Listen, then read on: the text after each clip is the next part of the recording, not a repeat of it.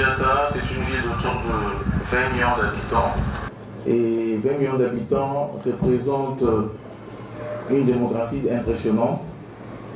Et ceci nous pousse à voir les mécanismes actuels nous permettant d'assurer l'ordre public si cela est au rendez-vous et pouvoir peut-être ensemble trouver des mécanismes de combler ce gap.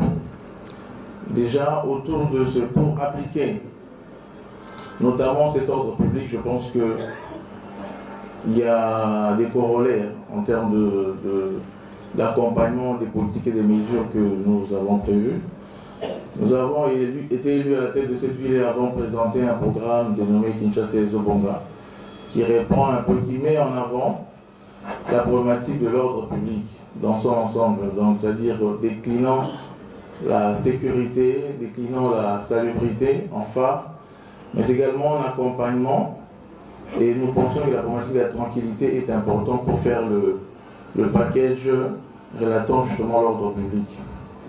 La situation sécuritaire, nous allons dire que c'est inquiétante, parce qu'aujourd'hui, pour assurer la sécurité, les instruments à notre portée, en phare, c'est la police.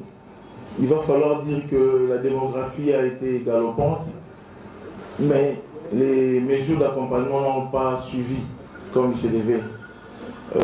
Kinshasa évolue exponentiellement en démographie. Nous devons comprendre aussi que c'est dû à plusieurs facteurs, notamment principalement l'exode rural. Alors, un symbole de progrès, mais cela est considéré maintenant comme étant un problème de gestion. De gestion parce que de ce phénomène, se découlent plusieurs problèmes. Et aussi nous devons comprendre cette problématique de taux de chômage aussi grandissant, fait en sorte que le débrouillardisme prend tellement de l'ampleur, non seulement ça, mais également nécessité du survie qui pousse notre jeunesse à des activités de vandalisme, comme nous savons tous ce phénomène qui perdure déjà, dit Corona. Et à côté de ça, il y a la dotation qui est un problème en ce jeu. Nous sommes dans une réunion sécuritaire, mais il faudra qu'on le dise qu'il y a deux coins, il y a des quartiers où vous trouverez des policiers qui ne sont pas dotés des armes.